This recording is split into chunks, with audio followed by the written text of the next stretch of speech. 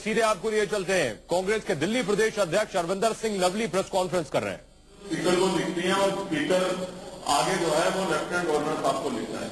और मेरी जानकारी है विशेष सूत्रों के अनुसार कि स्पीकर को जब फाइल लौट के आई जिसमें रिकंसिडर का डिसीजन था, उसके बाद जो है वो ऑलरेडी लिख के उन्होंने भेज दिया कि सदन तय करेगा और सदन की लीव लेंगे, हम हाउस की लीव लेंगे कि हाउस जो है वो बाहर होना है कि नहीं होना।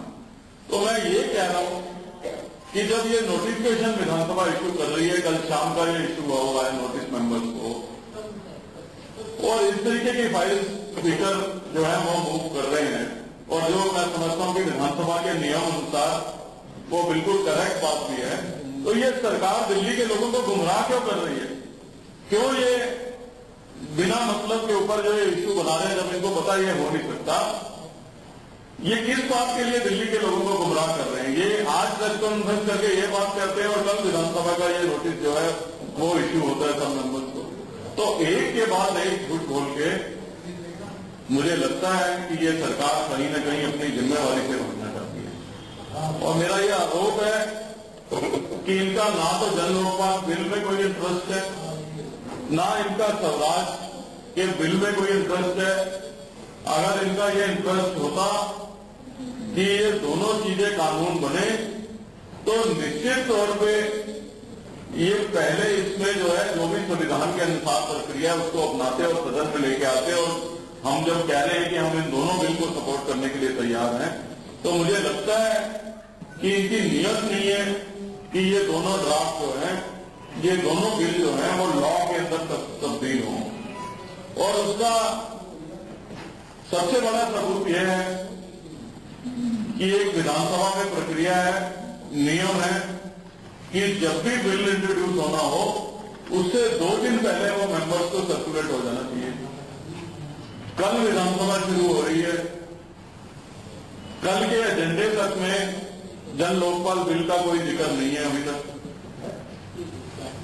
तक हमको सर्कुलेट नहीं हुआ।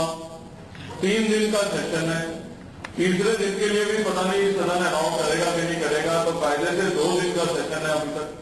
और उस 2 दिन की सिटिंग के अंदर अभी तक जो है बिल सर्कुलेट नहीं हुए, तो बिल इंट्रोड्यूस कब होंगे, उन पर डिस्कशन कब होगा और उन पर वोटिंग कब होगी? मुझे ये लगता है, मुझे फ्राइडे को आप बता रहे रविवार चलती है, वो भी यस्टरडे हो गया। मुझे ये लगता है कि ये सेशन सिर्फ कंपनियों को फायदा देने के लिए बुलाया जा रहा है। मेरा ये आरोप है क्योंकि ये सब्सिडी उन कंपनीज को देना चाहते हैं, और क्योंकि खाली सब्सिडी के नाम से सेशन बुलाते हैं तो लोग इनके ऊपर उंगली उठाते हैं। ये नाटक कर रहे हैं जन लोकपाल बिल का और स्वराज बिल का, ये सिर्फ उन कंपनियों को सब्सिडी देने के लिए जो है ये सेशन को जो है बुलाना चाहते हैं। दूसरा, ये बार बार जो इस्तीफे की बात करते हैं उसके बारे में जो है हरुण साहब आपको विस्तार में बताएंगे।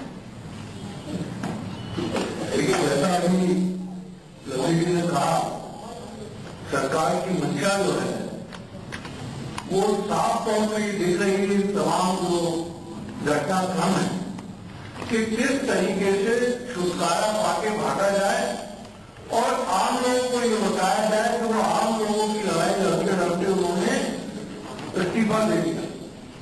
क्योंकि जो संवैधानिक प्रक्रिया है, जो कॉन्स्टिट्यूशनल ऑब्लिगेशन है, जैसा अभी कहा गया था, उनको पूरा किए बगैर पिछले 2 हफ्ते से लगातार यह हाइप बना हुआ था कि जो सदन है वो इंदिरा गांधी स्टेडियम में होगा, छत्रसाल में होगा, त्यागराज में होगा।